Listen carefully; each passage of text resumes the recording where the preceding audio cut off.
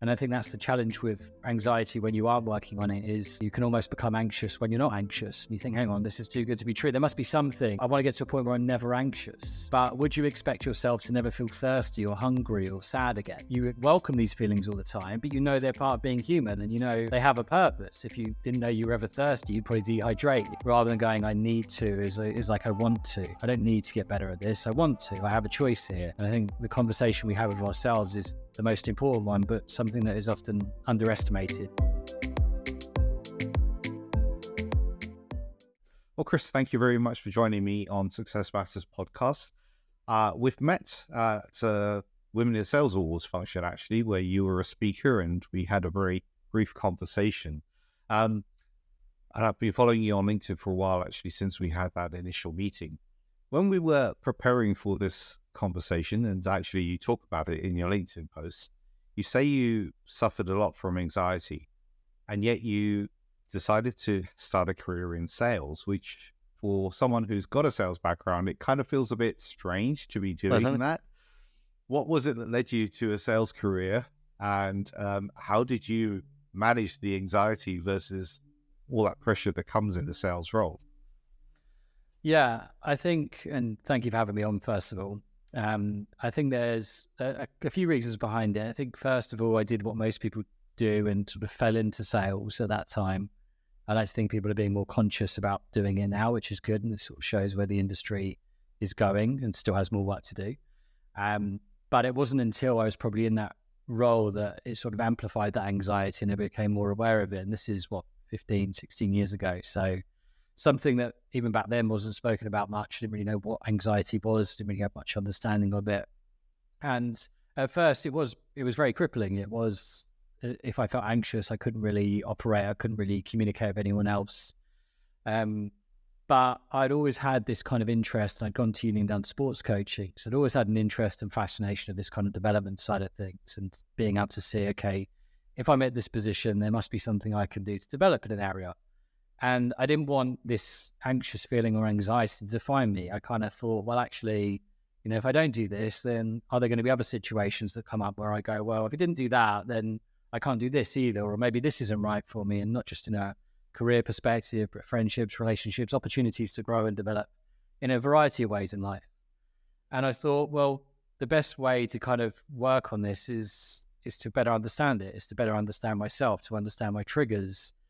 And actually, that's where I went into that kind of curiosity mode of going, right, okay, anxiety isn't necessarily this bad thing. Like, everyone feels anxious. How can I better understand it for myself? And as I started to learn this and then recognizing it, becoming more aware of it, I recognized actually this was more of a signal than a threat. This was just trying to get me to pay attention to something.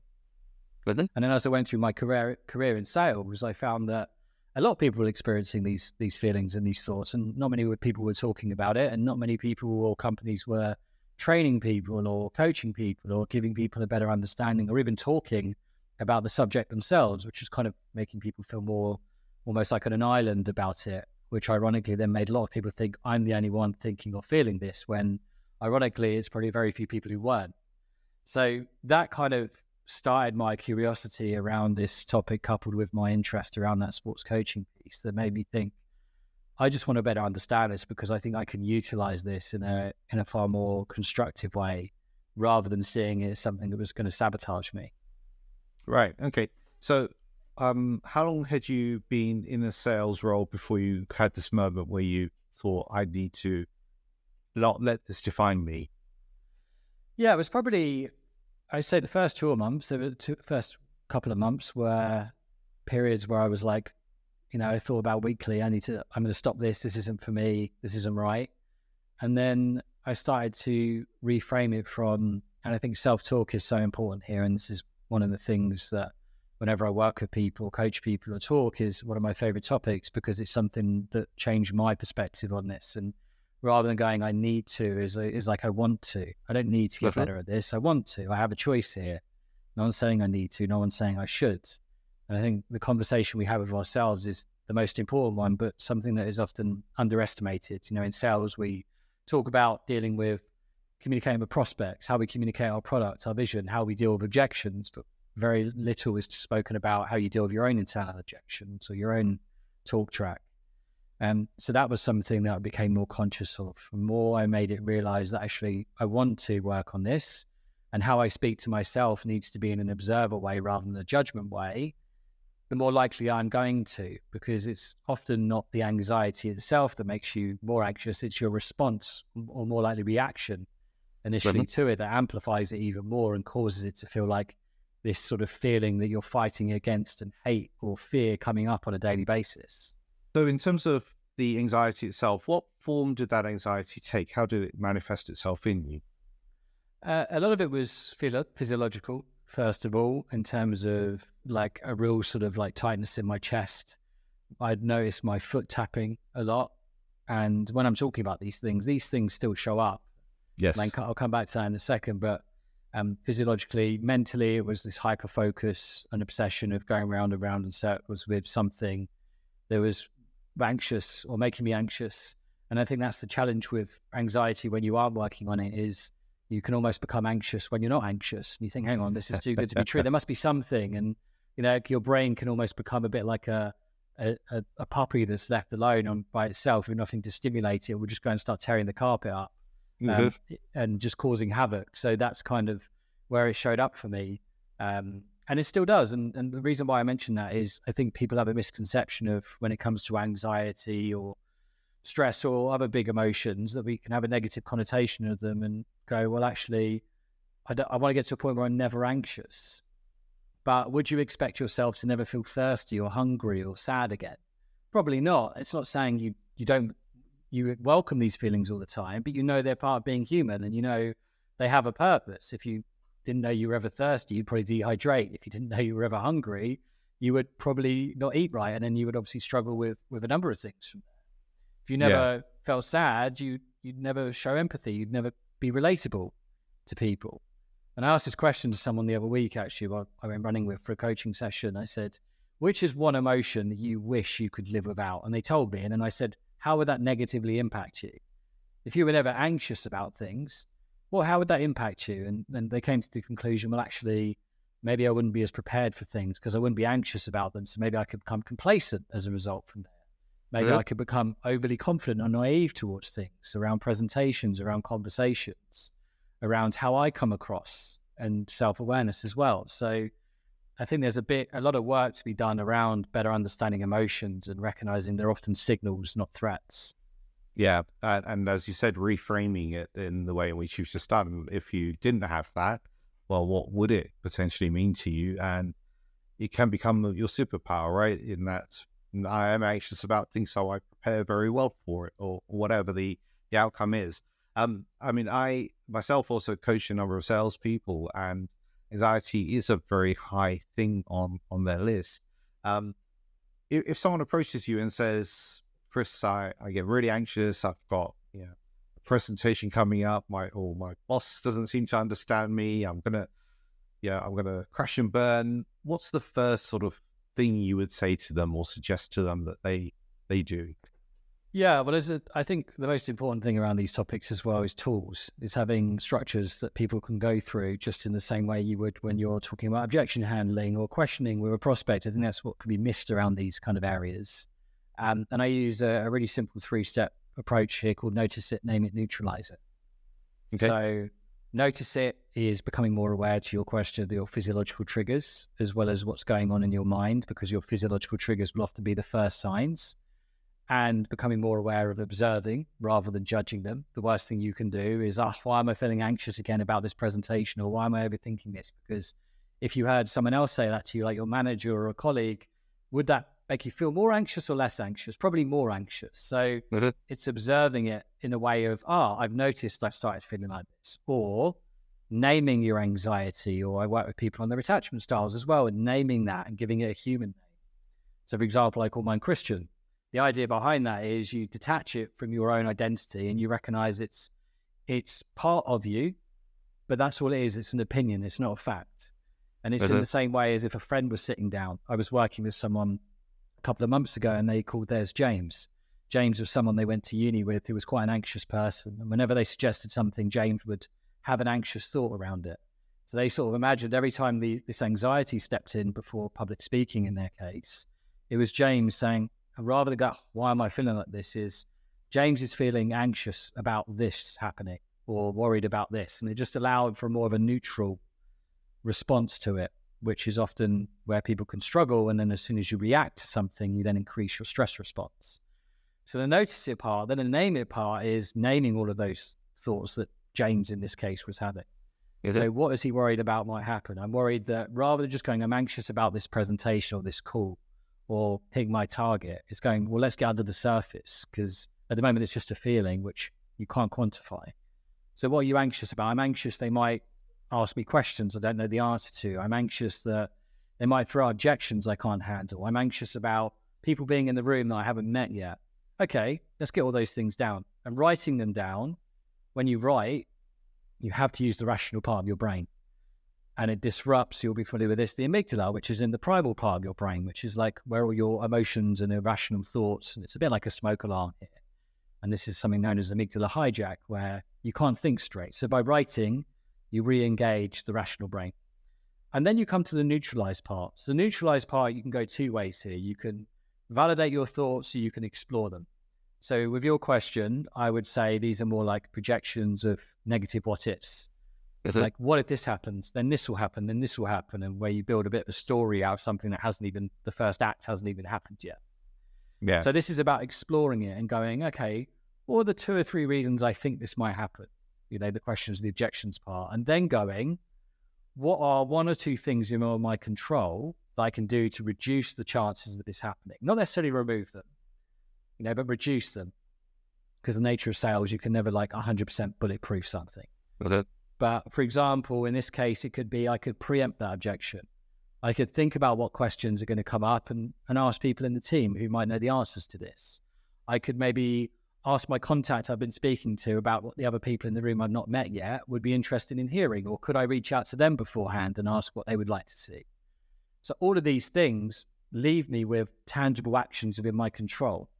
Don't necessarily change the outcome yet, but I think a lot of where stress and anxiety comes from is where we feel helpless or less in control of a situation. The more we can give ourselves something we can do prior to that, the more sort of comfortable we can feel within that. And then the final piece there is actually going, once that presentation happens, you preempt that objection, you answer that question of going, do you know what, if I wasn't anxious about that, maybe I wouldn't have done any of those things. And then starting to go, oh, do you know what? Actually, I'm glad this happened, because then it made me preempt this objection or prepare for those questions, so that in the future, when those feelings come up again, those thoughts, you don't see them as a negative. You see them as, oh, I'm glad this is telling me what to prepare for versus why is this happening to me. Yeah. These are really, really good points. And of course, anxiety isn't just related to salespeople, right? It's anyone who suffers from anxiety. Just picking up on that point you said about the kind of rational mind, if you like, versus the primate mind or the purposive mind.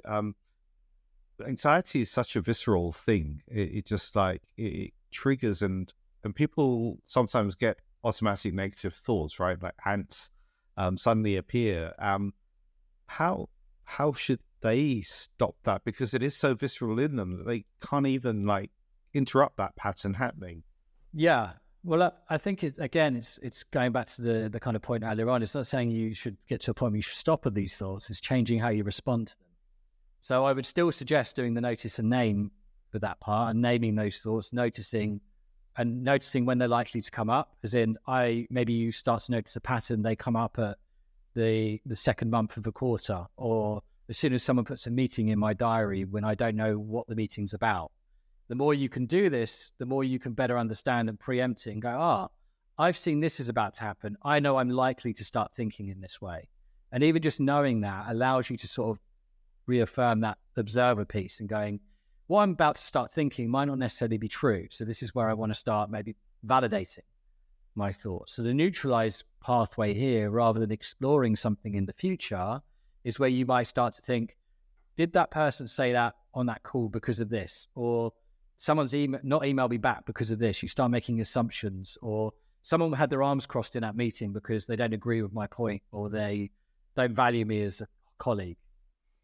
Or they were feeling cold and just had their arms crossed. Well, so these are where the questions come in. So in this case, the analogy I use here is if you imagine your brain like a courtroom, and your prosecution, your primal brain is throwing out all these accusations, and your primal brain is just sort of lapping it up, going, oh, this must be true. And this is where confirmation bias comes in, going, yeah, actually, here's the reason why they're doing this, all the negative things.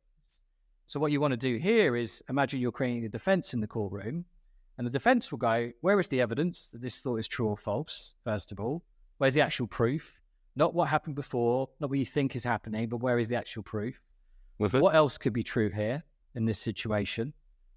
And if those other thoughts were true, how would you think or feel differently about this situation? So to your point, what else could be true is people crossing their arms because that's just, they're cold. Or some people cross their arms when they're making a decision or thinking about information. Or what else could be true where they haven't responded to your emails, they haven't seen it yet. Or they've got 101 things going on in their business right now, and that's why they responded to you on the phone. Not because you said anything wrong, but they just maybe can't regulate themselves in the same way you can. So these questions, again, don't stop the thoughts, but they just allow you to filter through what's worth investing my time in versus what is a projection or maybe caused by sort of these automatic negative thoughts that don't really have any sort of validation or evidence behind them. Right. Okay. So within your career, at what point did you realize that you wanted to pivot into more of this sort of coaching role and helping people with their anxiety versus staying in the sales role directly? Yeah. I mean, I think I probably from the start, really, because of the sports coaching background. Okay. I mean, I'd enjoyed it so much from developing myself. I kind of knew I was one of those salespeople.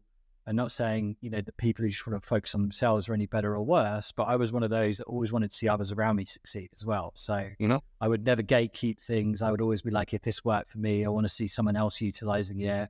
I want to see how I can teach someone in this way or coach them to do it. So I'd always kind of incorporated that and always welcome like team leadership opportunities around it. And then it kind of got to a point where I was like, actually, this is something more official that I want to do. So I became a coach probably about 8 or 9 years ago, whilst I was working at the time in sales, and then got my first ever sales coaching job, even though I know it wasn't going to be as well paid as sales. At the time, it was like, that's not what the point here is. And sometimes you need to go backwards to go forwards. So I started that. I then started, on the side of my full-time job, a podcast, coaching people, being asked to come in and talk about these topics, and then felt like there was a gap here, and then got promoted into head of sales enablement in my last role, building a team of coaches, and I was enjoying it. I was loving it. It was growing, and we were probably one of the best cultures I've ever worked in, and I still root from them from the sidelines. But it wasn't mine. It wasn't something that I was truly passionate about, as in when I looked at what I wanted to do, I was thinking, do you know what? I'm one of those people that it's very easy sometimes to think, here's all the impacts of what if this goes wrong? What if this doesn't work? But I always love asking the question, what's the impact of not doing this? Like, how will I feel if I don't go and try and set up my business in this case? Or how will I feel if I don't try this new hobby or this conversation and build a case for that? And I thought there's always another job I can go and get, but there might not be another opportunity to go in and start my own business. And it was during COVID, a mortgage to pay. Logically, you might look at that and go, that wouldn't make sense. But ironically, I wasn't anxious at all in that situation. I was more anxious probably about staying where I was. I was just filled with certainty of this is the right thing to do.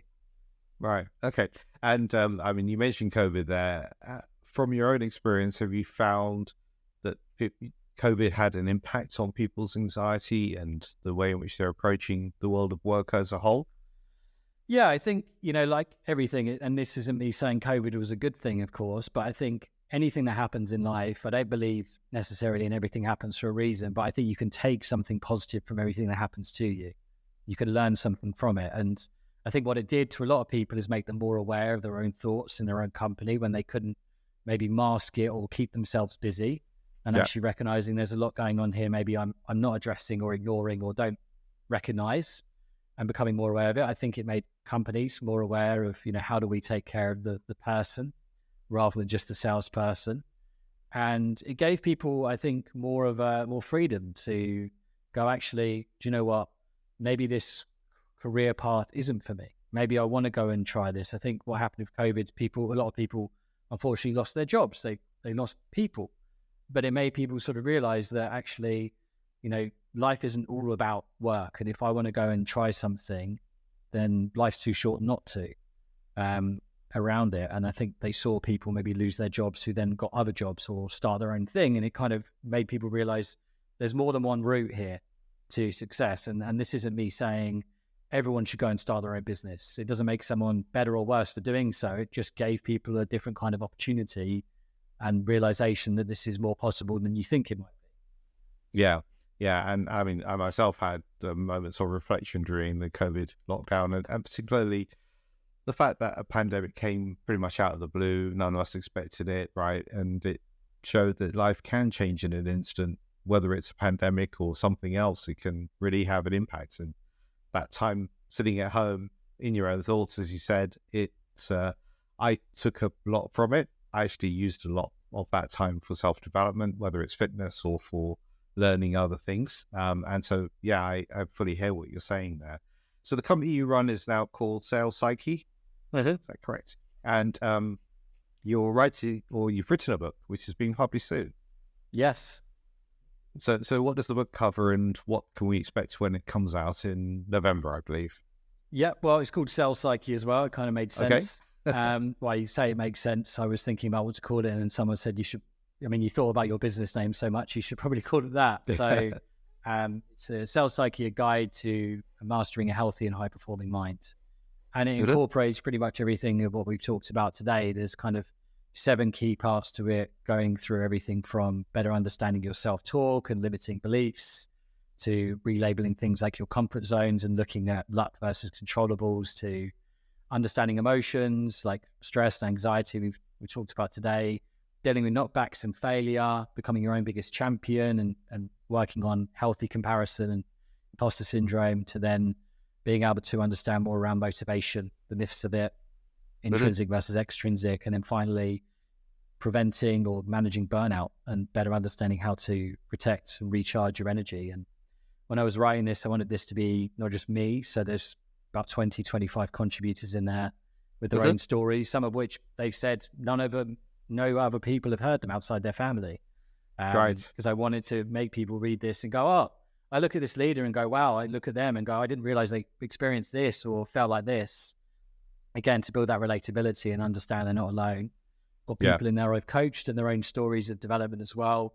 And probably about 35, 36 activities, hence why I call it a guide, because I didn't just want this to be a book filled with theory. I wanted it to be a practical thing. So every chapter has an exercise, has a tool that you can go and use instantly, whether that's an individual or whether it's a manager, maybe looking for some ideas for one-to-ones or team meetings as well, because I think it's very easy this day and age to consume information, but it's about what you do with it.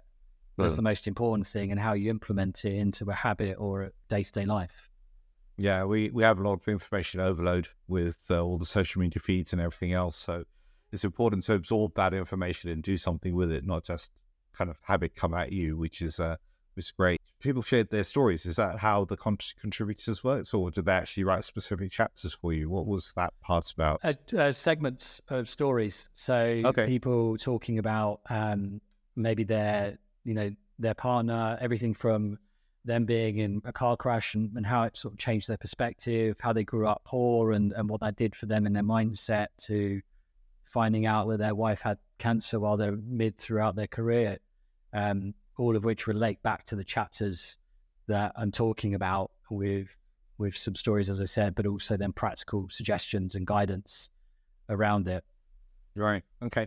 And you've also set up recently a running club to help people with their mental health. So tell us a little bit more about that. Yeah, it's called Run Your Minds, London-based for now, but expanding very soon to a few other destinations, locations, I should say. But yeah, the idea behind it is that the tagline is work on your mind, not just your mileage. And running has become an even bigger part for me this year. And I found running can be a great way to switch off, just like exercise, but it can also be a great vehicle to have conversations and feel a bit more open. And there's a ton of science behind this related to our brains and how, when we're not face to face with each other, we can feel a bit more open.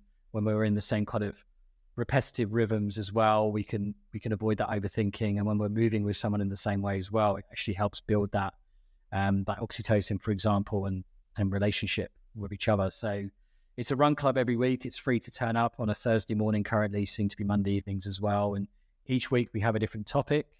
For example, like self-talk, perfectionism, comparison with others. And we have questions each week that you pick at random. You'll then ask someone why you're going for a conversational 5K with them around Hyde Park as well. And it's something that I've seen, already. We were 6 weeks in, we had 17 people turn up last week, which was really nice. And I'm starting to explore this as well with an offering with companies. So going in and delivering a blend of a workshop or a talk with a guided run or walk or both afterwards, again, giving people, employees, the prompts and questions related to the talk and giving them a space to reflect and open up and have a conversation that is constructively focused on how they can maybe start incorporating some of these tools that I've gone through with them. So that's something I'll be launching, or I am launching, with probably about 5 or 6 companies very soon, a couple of schools and part of the NHS as well. Oh, wow, that's great. So in 6 weeks, it's taken off to this extent. That's pretty cool. It reminds me actually of a previous guest I've had, Mike, who started a Hike with Mike charity. Similar thing around mental health, and this was really actually because to support suicide prevention, because friends of his had taken their lives, and it was a chance for people to open up, as you said, doing something as a joint activity, but you're not in that kind of hotbed of a meeting room or whatever it is. You just feel more open to share things. So that's great. That's really great initiative that you got there. So as you know, Chris, the title of this podcast series is Success Matters. What does success mean to you? I think there's a couple of sort of angles to this. I think, first of all, success comes from, I think success is first of all defining what enough looks like. Okay. And I think that can be such a struggle for people these days when you have that comparison online or in the office or even around you with friends and family. But I think success it's an ongoing thing for me. I think it's being able to be content and never getting too high, never getting too low with things. It's finding that steady current underneath. And for me, defining, when I look at my business, for example, when I started this, I thought I wanted so many coaches and trainers around me. And then I was like, actually, I want something that I know I can still be at the pivot and the center of, to still make that influence as much as possible, and something that fulfills me and something that gives me a reward every single day when I see someone developing and coaching, or someone coming away from a talk when maybe at the start they were more of a skeptic around these kind of things. And that's what success is to me, is sort of going each day like I've moved the needle in some way. I've had an impact positively on someone else or myself. And I think self-reflection plays a big part in this, and just spending time. It's very easy again to think about all the things you still haven't achieved or want to achieve, but don't forget to spend time and going, here's what I have done. It's a bit like you mentioned, you climbed Ben Nevis. You probably stopped along the way to have a look behind you and go, oh, look how much I've done here. And I think, sometimes we treat it like going for a bike ride or hiking and never turning around to appreciate the view. And it's not saying you're still not going to go and climb a bit further, but if you don't turn around, you're never going to give yourself that acknowledgement. And therefore, you're never going to believe it when it comes from other people, or you'll become overly reliant on it externally. And the more you can work on internal comparison and acknowledge where your success is, the small wins and the big ones, the less you'll go looking for it externally, and the less likely you are to compare yourself to others as well. Yeah. I think the stopping and looking back and how far you've come on your journey is really important. And yes, thank you for the comparison with Ben Nevis. I did certainly stop a number of times to look at how far I've managed to get, and thinking, oh yeah, just an hour ago I was down those little people down at the bottom. I was one of them, and here I am now up at this point in the mountain, which is a really great kind of feeling. Do you journal at all, or how do you maintain that kind of self-reflection? Yeah, I journal. I also do, every Friday, I do what I call weekly wins. So I will I incorporate a couple of things here. So I use something called upper and lower boundaries at the start of the week. So rather than going, here's all the things I want to get done this week, here's my lower boundaries, and I'll break it down into not just work-related stuff, but workouts, runs, for example, in my case, or spending time with friends, or all my other different identities. here's the lower parts. For example, it might be, I want to get out for at least a walk every day. And then my upper boundaries might be, I want to get out for a walk on 3 or 4 days and I want to get a couple of runs in. Or lower boundary might be, I want to create these many videos or posts on here, and upper boundary might be, a couple more. Because I think it's just easier then, rather than giving us definitive line of, well, this is success, everything below it's failure, which could be easy, but also defining what that looks like at the start of the week means you can sit back at the end of the week and actually go, here's what I've achieved, versus people getting that mind space of, it's not enough, I'm not doing enough. Have you defined what enough looks like? No. Well, it's a bit like going for a run and not setting a time or a distance. You're always going to be disappointed at the end of it. So having that at the start then means at the end I can reflect on those. And then also weekly wins is 10 or 15 minutes where all I can do is reflect on what went well for me that week, as in, what did I do? Not what happened, because it's very easy to go and look at all the uncontrollables. Yeah. But what did I do? What am I proud of? What did I do to show up this week? As in, and I say this to salespeople, if you're investing 50, 60, 70, 80 hours, sometimes over 100 hours a week into something, you owe it to yourself to reflect on it. It's a bit like, if you spent 100 hours that week of building a house and never looked at it, if you spent 100 hours, again, or those amount of hours you walked up Ben Nevis and didn't look around, you'd be like, well, what was the point? So, if you're investing your time and energy into something, you owe it to yourself to reflect on where it's got you and what you've achieved from it. And that really helps me in asking a question, how am I better off compared to this time last week, month, or year? Always helps me feel grateful for what I've got.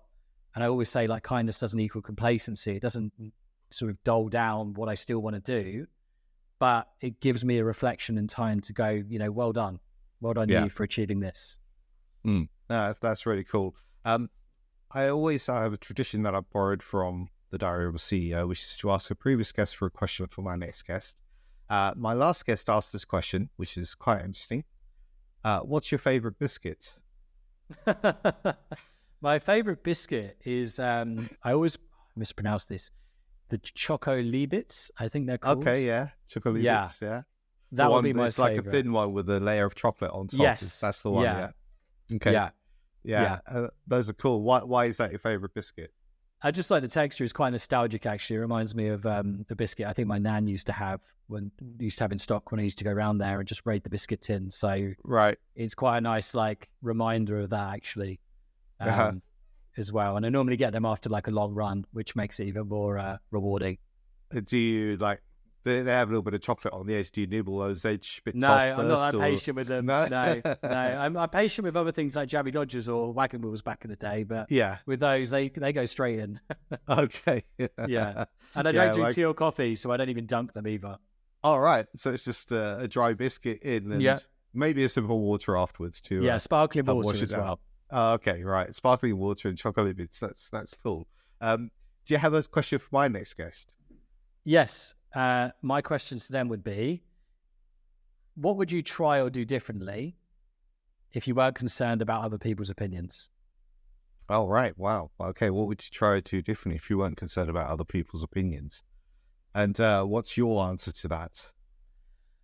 I think, well, for me, because I've asked myself that so often and become at peace about, without just trying to sound all high and mighty, I wouldn't say there really is anything at the moment, because I've become so aware of what I want and that internal comparison that, in the politest possible way, I don't care what other people are doing, because that's something I can't control.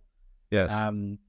And everything I'm doing right now is something that I know I want to work, and even starting a run club, I think at the time, it's not saying those passing thoughts don't come up of who are you to do this, or hang on, you've got another business here, or all these things. Those thoughts still come up, but then again, it's well, what's the impact of not doing this? Well, there'll be people out there that don't have a run club to go to, or there'll be people who maybe don't have that conversation that could benefit them, or don't meet that person that could change their lives.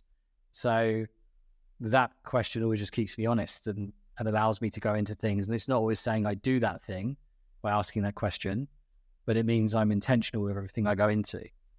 Right. Did other people's opinions used to affect you before? Was it a blockage absolutely. for you? I think anyone who says they've never felt like that would be lying. I think a lot of that comes down to self-worth, and I certainly know that growing up I was very sort of people pleaser led, and at school even noticing wanting to be like the entertainer to get people's attention.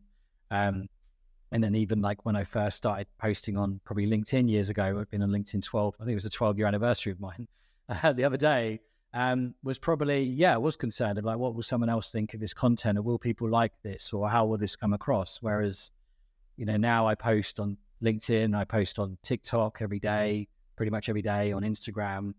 And now I'm like, as long as my intention is to leave the person in a better place, that's all I need. I know whatever the comments I get, whatever people's opinions are, people's opinions of you will exist no matter what you do. So you might as well do something. So, other people's opinions of you is none of your business, is a quote I heard once, and it really stuck with me. Is, all you can do is do the right thing with the right intentions. And if the right people you want around you will understand that, those that don't, you don't want around you. I think I heard Tom Holland say this, and he was like, if people have got a problem with you, they'll call you. And if they haven't got your number, then they don't matter. Right. Yeah. That's really true. That's really important to think of it that way. So we're at the top of our time now, Chris. It's been a fascinating conversation. If people want to get in touch with you or find out more, what's the best way for them to contact you? So connect to me on LinkedIn, Chris Hatfield, not Chris Hadfield, the famous Canadian astronaut that I sometimes get tagged in at least once a month. I was going to ask you about your experience up in space. I got tagged in it the other week as well. It's even if you type my name in Google, sometimes it says, "Do you mean Chris Hatfield?" So it's a little side note to try and get on there. Chris Hatfield. The website for Sales Psyche is Sales Psyche. Psyche is psyche.co.uk. And if you want to learn more about Run Your Mind, it's on Instagram at Run Your Mind Club. And I referenced it earlier, but if you have an interest in attachment styles, attachment theory, you can find me on TikTok, Chris_Hatfield. Right. Okay. So lots of channels in which people can interact with you. And your book, when does it actually come out? 21st of November. You will be able to, if you go on my LinkedIn page, you'll see one of my featured posts. You can pre-order it on Amazon.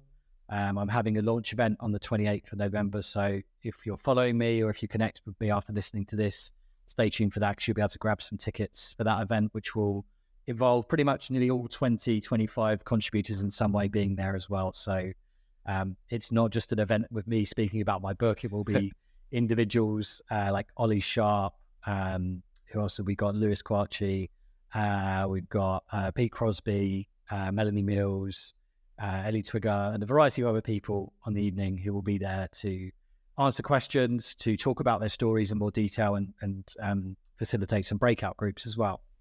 Oh, wow. That's brilliant. That's great. So thank you, and of course, you're welcome as well. Thank you. Indeed, I will certainly look at my diary, make sure I make some time to attend it. So thank you for that. Thank you very much for your time, Chris. I found the conversation very fascinating, the insightfulness around how to handle anxiety and to deal with that. I know a lot of people do suffer from it. Well, everyone suffers from anxiety to an extent, right? For some people, it's more amplified than in others. And I'm sure people will take some tips from today's conversation. Yeah, definitely. Well, just on that point, just to kind of reiterate it, I think it's changing the language of, in the same way. And this might sound like I understand the whole world isn't like this, but if you look at it in the same way of like hunger or thirst, I know there's some parts of the world that do, but let's say we're talking about the first world country here is, you don't suffer from hunger, you experience hunger, you experience thirst, you experience anger. So it's even changing that inner conversation and going, I experience anxiety, and it's not trying to stop it, it's changing my response to it. And if I can do that, I can build a healthy relationship and response to it as well. Yeah. All right. Cool. Well, thank you for those parting words. You're welcome. Thanks for having me on. To find your success, contact me at info@successmatterscoaching.com. That's info@successmatterscoaching.com.